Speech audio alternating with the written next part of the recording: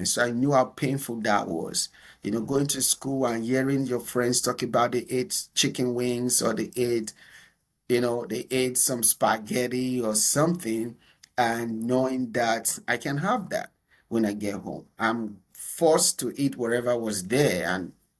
So that was traumatic for me. So I just want to give back and help as many people as possible, and if I might digress a little bit, my passion is to really help people become successful, because I've done a lot of handouts for so long. It didn't really change people's lives. So now I'm like, I want to really just be able to set people up for life, not just giving handouts. Yeah. So Yeah. that's kind of the difficulty when it deals with Africa, because the need is so deep that sometimes you just keep putting so much resources, but the hole is so deep that it never becomes anything. Doesn't So fill that's up. our Yeah. challenge. Is it a tech podcast? Well, technically, yes. This is the show for current and future techies who are curious about exploring the world of tech. You'll get to hear from exciting guests, highlighting the diversity of roles and careers within the space, how you can get started, but also the life that comes along with it before, during, and after. My name is Stella, and this is the Technically Yes podcast.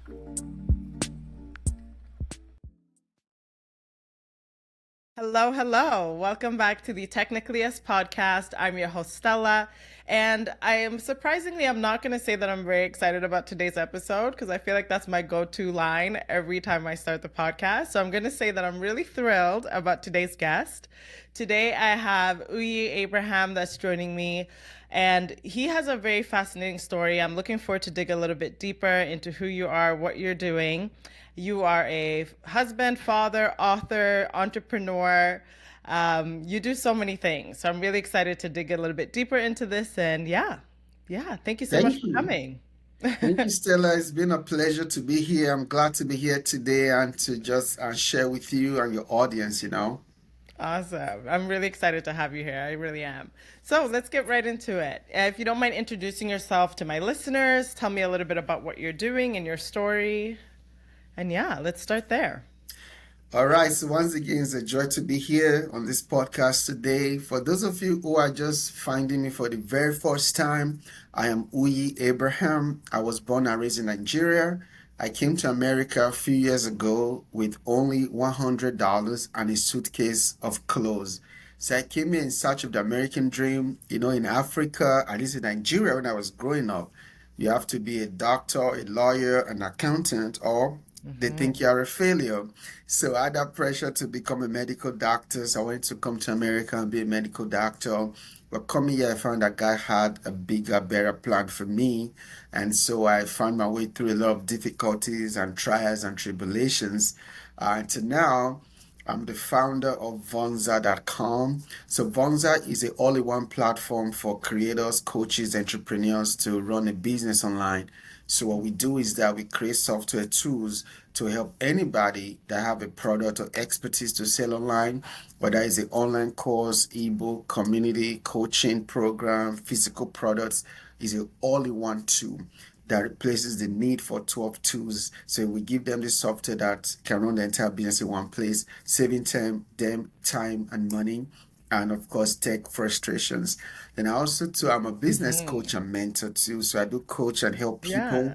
to launch 6, 7, 8 figure businesses, and I've helped several people, make more money than they could have ever done by themselves. So that's kind of a little introduction of what I do. Okay. Business coach, also tech founder of Vonza.com.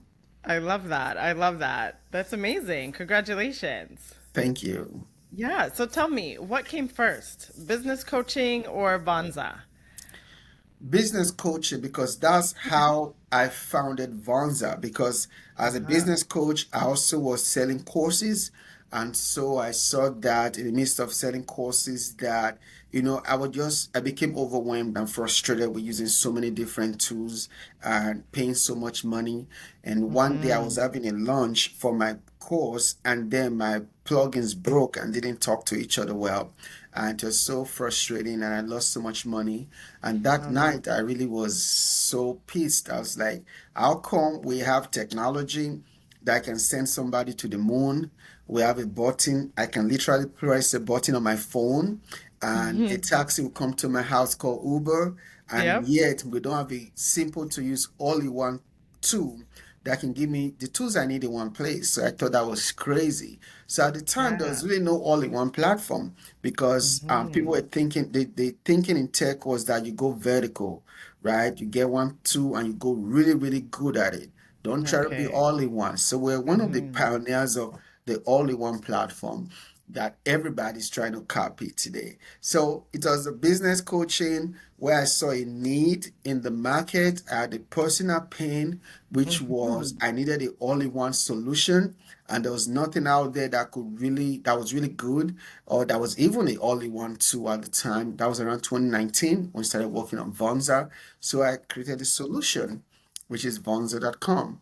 So now we have over 20,000 entrepreneurs, coaches, and creators that use our tool every day, making millions of dollars in across over 40 countries in the world.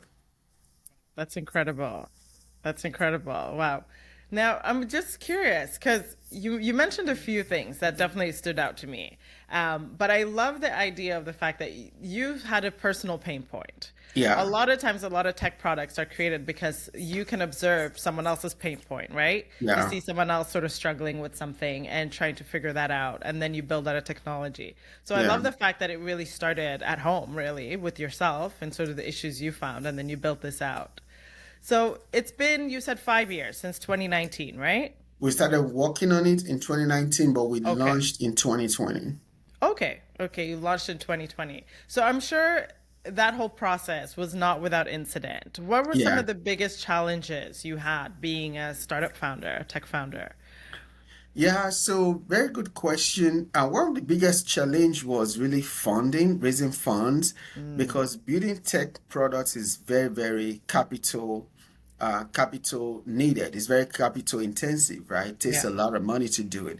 So trying to raise money as a black founder was hard because the statistics says that only zero point 0.1, depending on which data you look at, is either 0.5 to 2% of black founders that ever get funded, Mm, right? There's a lot of mm-hmm. racial discrimination when it comes to technology and funding. So that's been one of our Mm-hmm. biggest challenge earlier on. But again, as an entrepreneur, I have to always find a way to solve my own pain points. Yeah. So when they didn't fund me, I was able to get funding from my own personal finance and our Mm-hmm. customers, and also too by coaching too. So by coaching Okay. other entrepreneurs, bringing that money in to reinvest into Vonza. So funding has been one of our biggest challenge, and of course, funding or lack of funding also have its own challenges too. Because if you don't have money to really advertise, then you gotta, you know, go a different route. So we had to use a lot of word of mouth, advertising, podcasts, and also to kind of all kind of guerrilla type marketing events, word of mouth, podcast to really kind of grow our customer base, and also to some partnerships have also helped us as well. So we didn't get funding, but we took, a different approach to still grow as fast as we're growing today. Okay. Okay. That's amazing.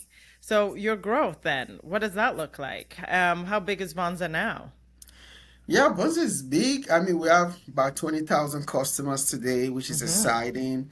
But still, we're just at the beginning stages because my dream is to have 1 million entrepreneurs, just like Shopify, who will be using Vonda every day to run businesses and make income for themselves and their families. We Okay. recently got a valuation of $30 million, $50 million.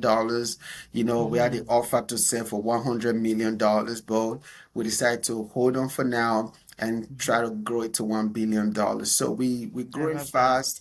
We're just getting started. We are improving on our product every day and just helping our customers to succeed with their business online.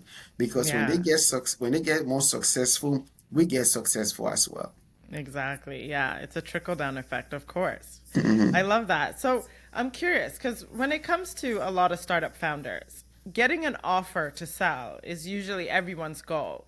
So what sort of deterred you from, like, why are you holding on? What's the reasoning there? Two reasons. One, I don't know what else. In the last 5 years, I've been engrossed into this every day.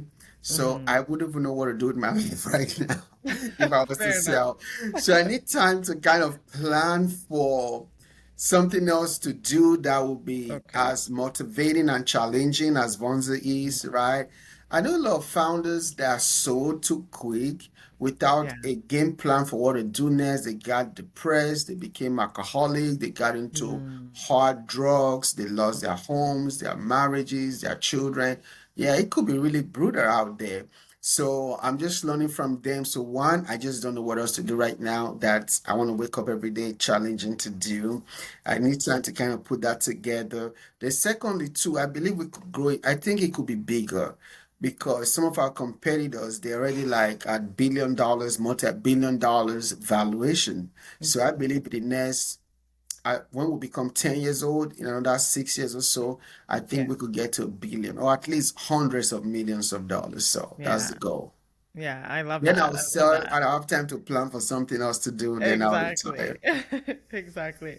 No, I think that's a great idea, to be honest. I find it's like you said, a lot of people they end up selling entirely way too quickly.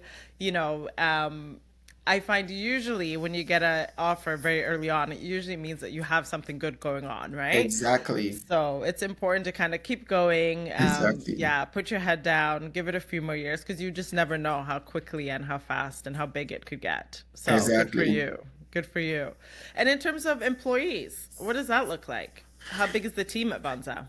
So right now we have about 24, 24 to 27 people, depending on Okay. what day of the week, because sometimes we let people go, sometimes we add new people. Yeah, about Hmm. 24 to 27 people work on Vonza every day. Our team is spread across multiple continents too. Okay. We have our engineering team in Asia. We Mm. have customer service, technical, some part in America. We have in Europe. We have it's spread across a very virtual and online type of team. Hmm. Okay, Yeah. okay. So a little bit of everything. It look And yeah. yeah, a little bit of everywhere. So what motivated that in terms of diversifying where your staff's Good coming from? question. I think really it's lack of funding initially, right? Fair enough. Because what I'll pay one good engineer, software engineer in America, I could pay Hmm. five in Pakistan or India Yeah. or Ukraine or something. So because we didn't get funding initially, so hiring very, very smart people in America was out of the question. So I Yeah. had to go where I could afford. And thank Fair enough. God I really found really, really smart people. Like the Vonza software is like the best in the market. It's not because I'm the founder, because I've tried them all. Hmm. And Vonza are just better. Right. Okay. So really found really good people out there. That's really was that's what the problem was, and that's what the solution is, which is to go where labor is cheaper so we can Yeah. get good people. And then it Hmm. just became part of the culture. After we've done it so much, now we know how to run a virtual team all over the world, different time zones, like, you know, those in the Philippines, they're like 12 to 13 hours ahead. Those in, some 10 hours, some 5 hours. So we just kind of know how to make it work, and it's Yeah. been it's been fun. Nice, nice. That's impressive. Because I Yeah, find what a lot of companies, not, I mean, it depends on who you look at, but some companies do have a hard time with, the remote work that we're kind of seeing so much of now within the tech yeah, space, right? And there is this call to return back to the office and yeah, collaborate because they feel like there is a bit of an issue there when it comes to yeah, collaboration. So I'm so glad you have a good hold of that and able to do that across time zones on top of everything else. yeah, yeah. I think the key is to have really dedicated people, though, Yeah. right? So if you Yeah. and also too, our team is small in terms of Hmm. just under 30 people, so you Yeah. can still kind of manage that. But if you have a Fair. remote team of hundreds or thousands of people, it's hard to know what everybody's doing. But when you have Yeah. a smaller team, it's easier to manage. And when you have really dedicated people, many sometimes I even beg them to go to sleep, like take a break, don't Yeah. work today because they really committed to the vision. So I think it works better for us because at the time I got people on my team that work like 60, 70 hours a week, right? If Hmm. it was in a, you know, work environment, 40 hours they'll clock out and they'll go home and they don't want to think about work no more. Yeah, So yeah. yeah, just about finding the right team and the right dynamics for your business. Hmm. Nice, nice. Yeah, that's true. I do want to pivot a little bit. When it comes to being a startup founder and working in tech, what do you find are some of the myths or misunderstandings that people have about doing what you do? Whew. Myths that they have about tech. Hmm. Or One even that just is being an entrepreneur in the Yeah, okay, States. entrepreneur. Yeah, okay, entrepreneur. That's easier to answer. Hmm. Uh, that is gonna be easy. It's not that easy, right? Yeah. They see a lot of people flashing money on Instagram, yachts, Hmm. Yeah. private jet, and they feel like it just happens overnight. That's a myth. Yes. It doesn't Yeah. happen overnight. It's like Hmm. seed time and harvest time, right? You gotta Yeah. plant, you gotta water it, you gotta let it grow. And sometimes it takes 2 to 5 years to grow for you to really begin to enjoy the benefits of entrepreneurship. But sadly, Hmm. most entrepreneurs they quit within 90% quit within 5 years. So Yeah. they don't get to reap the benefit of entrepreneurship, right? So I Yeah. think that's one of the biggest myths. People feel like they can just get in and just make money quick. No, some people do. Maybe they just have that favor on their life whereby they just anything they touch just becomes gold fast, Hmm. or Yeah. they just went viral and they just got lucky, right? So if that doesn't happen, it does take time to grow a sustainable business. I've been an entrepreneur now for over 20 years, right? So it's taking a while. I'm still learning. So imagine Hmm. somebody just starting today. They're gonna need some time to get their experience. Yeah, definitely. Definitely. It definitely does take time, and dedication. Yeah. So, speaking of dedication, how does that look like for you? Like, how did you ensure that every single day you were putting one foot in front of the other to ensure that the vision of Vonza came to reality? Yeah, yeah, that's a very good question. So for me, I think our customer, we have about, I think, five core values at Vonza.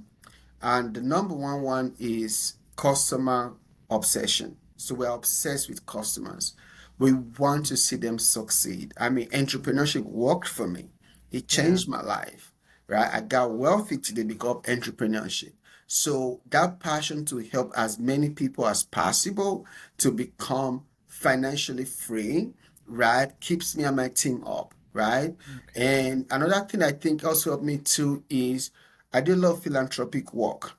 Like last month, I was in Nigeria, and I just adopted a school in Nigeria with 300 children. So Oh, I'm wow. just I'm paying their 300. tuition, yeah, tuition, paying the teacher's salary, helping hundreds of other people monthly with different things here and there. So I need money to do this work, right? Yeah. So I can't fail the kids that I promised to give them free education at least until college. So I gotta make sure that there's enough money to take care of them. So that also keeps me motivated and brings keeps me disciplined to my goals because it's not just about me now, it's about also giving back and also helping those children and parents and the poor and the widow in Nigeria. And I'm hoping this year I'm going also to Ghana. I'm hoping to come to Uganda soon and Rwanda, spread this philanthropic work all across Africa because people back home really, really need help. Oh, I love that. That's incredible. Incredible. And thank you for the work that you're doing. I think it's so important that as we find success, that we still go back home or just anywhere really that we can where we Yeah, can help. It doesn't even have to be that we're going back home, even if our in our communities, things like that. But I do think yeah, that giving back portion is really important. So good for you. yes. Yeah, that's Mhm. exciting. So how long has that been going on? I've been doing philanthropics really since I can remember. I've always Okay. been philanthropic. Even when I was in Nigeria, I've always just been concerned by poverty and Okay. lack. I've Okay. always just tried to help people, Okay. but I'm doing it in a bigger way now because I just have more money to do it. Yeah. I've always just helped people. I've always just wanted to see people do better, financially, Mhm. especially. Because Mhm. I was born, you know, I was born in Nigeria. I tasted lack. I tasted poverty. I tasted not having enough food. I tasted walking to school for miles. I tasted not having to eat whatever I want. I tasted pretending I was sick so I can just eat a boiled egg, right? Mhm. Or pretending I was sick so that I might get chicken, a piece of Yeah. chicken, right? Yeah. So I grew up in that environment. So I knew how painful that was. Going to school and hearing your friends talk about they ate chicken wings or they ate some spaghetti or something, and knowing that I can have that when I get home. I'm forced to eat whatever was there. So that was traumatic for me. So I just want to give back and help as many people as possible, and if I might digress a little bit, my passion is to really help people become successful, because I've done a lot of handouts for so long. It didn't really change people's lives. So now I'm like, I want to really just be able to set people up for life, not just giving handouts. Yeah. So Yeah. that's kind of the difficulty when it deals with Africa because the need is so deep that sometimes you just keep putting so much resources, but the hole is so deep that it never becomes anything. Doesn't So fill that's up. part of our Yeah. challenge. Okay, okay. Yeah, and I can completely empathize with that. I mean, I've seen it firsthand going back home. I do think it's very important, like you said, trying to teach people the skills and so that they can in turn do things for themselves and become self-sufficient. Because yeah, just if you just give and you leave them with nothing, it runs out quite quick. It's like you say, but filling that hole, filling that gap can be quite difficult. So I love the idea of getting people educated, teaching them the skills or whatever it is that they need that they can then thrive in the future. So I completely understand with that. So how often do you go back to Nigeria? I used to go like once a year, but this year it looks like I'm going 3 times. I already Oh went. wow. I'm going in May on my birthday. I'm going to be celebrating my birthday in Nigeria, Amazing. feeding and giving food, distributing food to 1,000 people on my birthday. Amazing. I'm excited about that, and I'll go again in August. So you when you are going now in May, that will be basically your most of your time will be spent doing philanthropic work, I'm assuming. Pretty much, yeah, because the Okay. primary reason I'm going, you know, Yeah. so be feeding 1,000 people. Okay. Yeah, Okay. not Incredible. feeding, distributing food to Gotcha. food, money, even Stella sanitary products.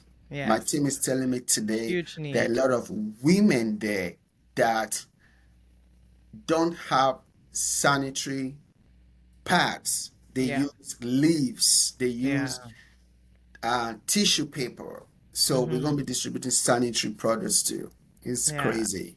Yeah. No, that's incredible. That's incredible. I love that. Well, you're going to have an amazing trip. There's no doubt about that. And where do you go when you visit Nigeria? Are you in Uh, Lagos or whereabouts? Yeah, Lagos and my home state, Edo State, and my Edo. home city, Benin City. Yeah, Okay, okay, yeah. nice, nice, incredible. Well, I'm curious as well because I know that you are an author. And when I looked up your books, I mean, let me back up a little bit. A good friend of mine, she is writing her first ever book. Okay. And to see that process from start to finish, I mean, it's incredible and it takes so much effort. And I find it to be, it's so commendable, people that are able to sit down and execute really on that vision. Now, you have done that, I think I counted 18 times, but I could be wrong. So please correct me if I'm wrong. But how many books have you written? Good question. So the books with my names on it, they Hmm. should be at least 18. Wow. But I also have books I used a pen name on, Okay. right? That sells on Amazon. I probably have at least 30 books I've written, including those I co-wrote with other people and Yeah. those that I use a pen name. Yeah, at least 30 Okay. books. Wow, Yeah. incredible.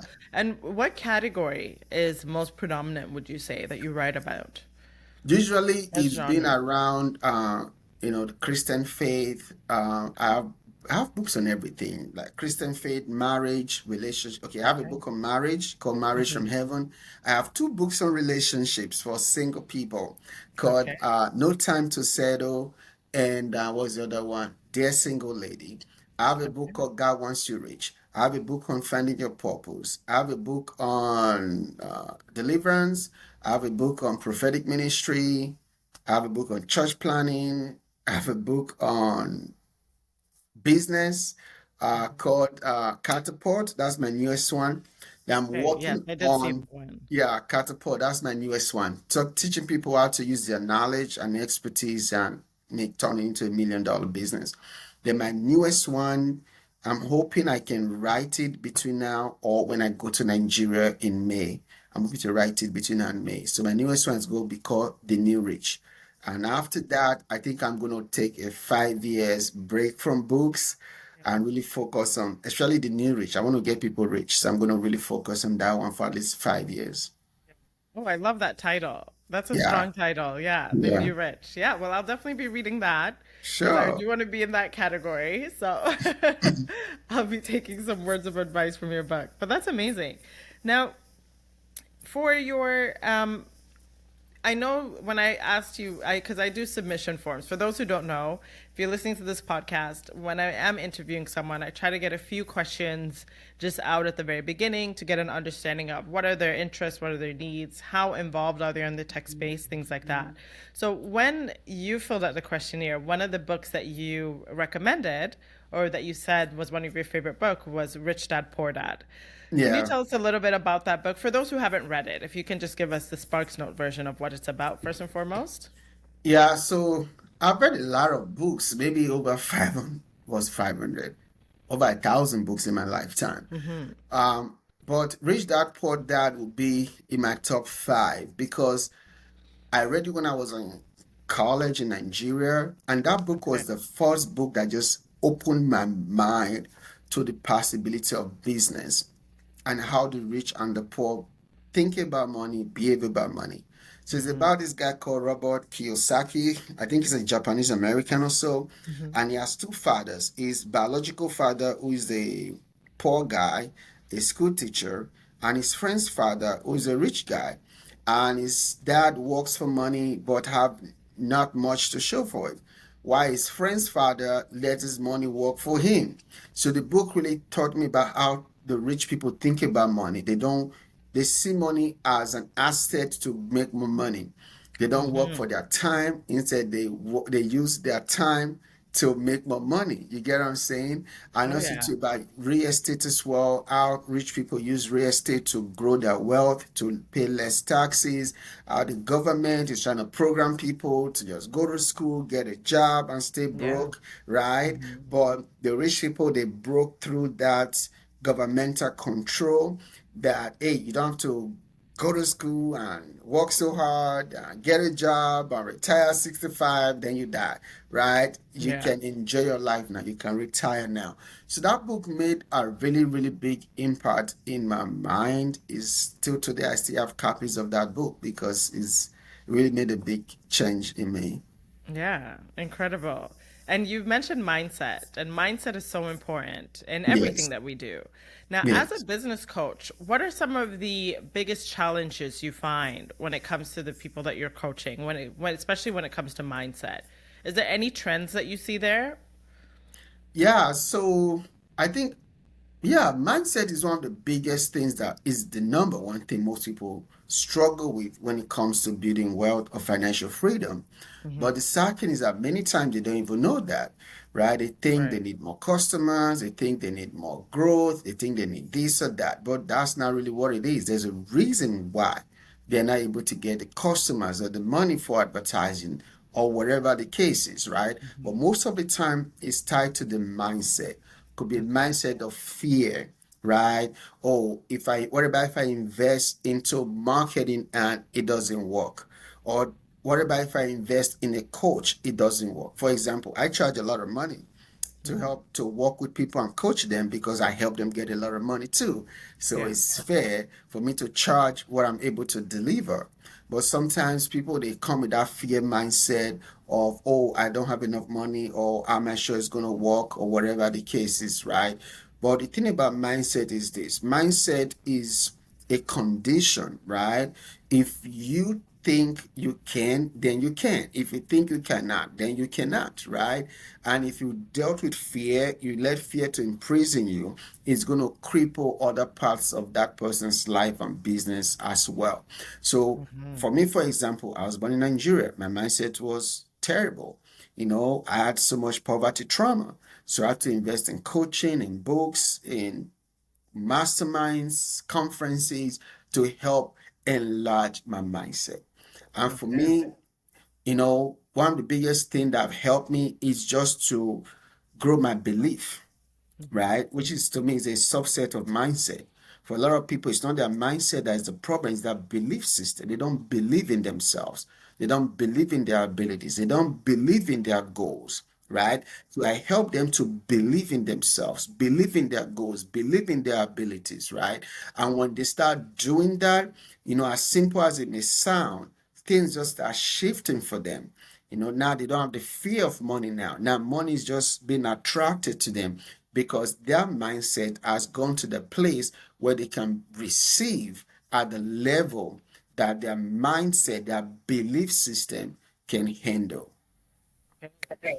Yeah, that's incredible. And I completely agree with you. I'm a mindset for me started with The Secret. Not sure if you've heard of it. Yes, I've heard about it. I'm sure you have. And yeah, that's really where I got a good understanding of, well, one, of course, the law of attraction, but also your mindset, right? And how Yeah, important that is in everything that you do. And I do agree with you. I think it's one of the first things that people should work on, especially with this podcast. I mean, the goal of this podcast is to enable people to see what is available to them in the tech space. And I do often get a lot of people that come up to me and they say, I want to be in tech, etc., but I could never be in tech because of X, right? And I usually tell them that's the first thing you got to get out of your mind. yeah. The belief that you don't belong or that you can't be there is enough to Mhm. keep you out of the space forever. So I completely agree with you. Mindset is definitely everything. So, for how many clients do you coach at any given time? Do you have several clients on the go at once? Yeah, so it really depends. Because again, to I don't want to say it's a lot of money because a lot of money for one person might not be a lot of money for another person. Fair But enough. my personal coaching typically starts at $10,000. So I do coach sometimes 10 people at one time Okay. on average. Yeah. Yeah. And I help them to start or grow their businesses to six and seven figures online. Okay. And are these in person coaching? Do you do virtual coaching? What does that look like? Yeah, it's mostly virtual because Okay. my clients are usually spread all across the world. But those Yeah. who live in my city in Atlanta, I mean, we do like, in-person meetings here and there, but mostly online. Mostly online. Okay. And what's the youngest person you've ever coached? It has to be maybe people in their 20s. Okay. Nice. Yeah, 20s, yeah, I would say. Nice. That's awesome. Any particular industries that are more common than others? Coaching, coaching, Okay. So they're doing mostly coaching coaching, as yeah. well. People want to Okay. start coaching businesses or grow their coaching business. Okay. Okay. Yeah. Amazing. And they also use Vonza, we help them start it, then also teach them, help them to grow their business on Vonza.com. Okay. Okay. Nice. Perfect. Now, I'm curious, anything else you have on the go? Because I usually find when I speak to entrepreneurs, they're usually juggling more than one thing. So I'm curious to know if there's anything else that you're currently working on or that you have on the go that you want to share with us. Yeah, so one of the things I've learned too is that to grow, you can do multiple things to a certain level, right? Yes. After a while, you got to now become a king of a domain. You can't be a Yes. king everywhere, right? So right now, my focus, we released a new feature in Vonza called Community. We already have community feature, which is pretty much bringing your customers, your clients, your prospects together in a umbrella online. We already Okay. have the feature, but we're releasing the version 2 by the end of this month. So I'm really excited about it. So when that comes out, I'm focused in the next 2, 3 years of my life to help people build profitable paid communities that can bring them $1 to $10,000 a month or more. So that's Okay. what I'm going to be focused on community. Yeah. Okay. Nice. That's incredible. That's incredible. So, for anyone that's looking to do what you do, any advice for them? Yes. First is get a mentor. Don't do it without a mentor. Get a mentor or a coach, somebody that have been through where you're trying to go, right? Get a mentor, get a coach, right? That'll be the biggest advice I'll give to anybody because it's going to save you tons of headache and tons of pain and tons of mistakes and loss of money and income and all kind of things that comes with entrepreneurship, right? Then number Yeah. two, I would say invest in your mindset, right? Invest in books, invest in conferences, invest in masterminds, invest in things that will just shift your belief system because Mm-hmm. the bigger your belief system is, the more you will receive, right? So I'd say the third thing I would do is to focus on one niche. Don't be a jack of all trades, right? Be a king in a domain or a queen in a domain. Don't try to have five businesses at one time. Do Yeah. one until you hit $1 million before you have another business, if Before need you be. move on. Okay. Okay. And I'm glad you included the queens there as well. Because, Yeah, yes, there's so many amazing women in the space doing amazing things. yeah, Um, so, yeah. Yeah. Thanks for that. I really appreciate that. So, yeah. anyone that wants to connect with you, where can they find you? Yeah, so find me on Vonza.com if you're listening right now and you don't have an online business, you already have an online business, but you need an easy to use all-in-one software that can help you to run your entire business, saving you time and money so that you can become more profitable. Go to Vonza.com, Vonza.com. With Vonza, you can create and sell your courses, your ebook, your coaching program, your community all you want to is give you 12 tools in one place. So you can find me at Vonza.com. You can also find me on all social media with my name is Uyi Abraham, UYI, last name Abraham, and I'll be happy to connect with you guys.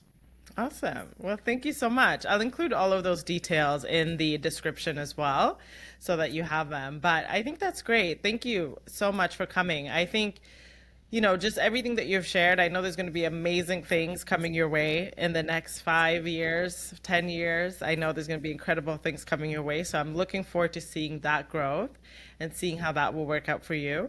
But also, just thank you so much for sharing your journey and for people that are in the same position, right? Where they're looking to start their own product. They're kind of in those beginning stages. I think it's really important to hear from people like yourself. First and foremost, I mean, my biggest takeaway was hang in there, Yeah, keep going, put your head down, don't get distracted, because really the results come as you keep doing the work. So, yeah. yeah, so I really appreciate your time. Thank you so Awesome. much for having me, Stella. Of course, my pleasure. And as always, my name is Stella. This is the Technically Yes podcast, and I will speak with you guys next week. Thank you so much for tuning into the Technically Yes podcast. If you liked today's episode, rate this podcast 5 stars on Spotify or Apple Podcasts. And if you would like to get in touch with me, reach out to me on Instagram at the Tech Yes Pod, and find me and subscribe on YouTube by looking up the Technically Yes podcast. Thanks again, and chat to you guys next week.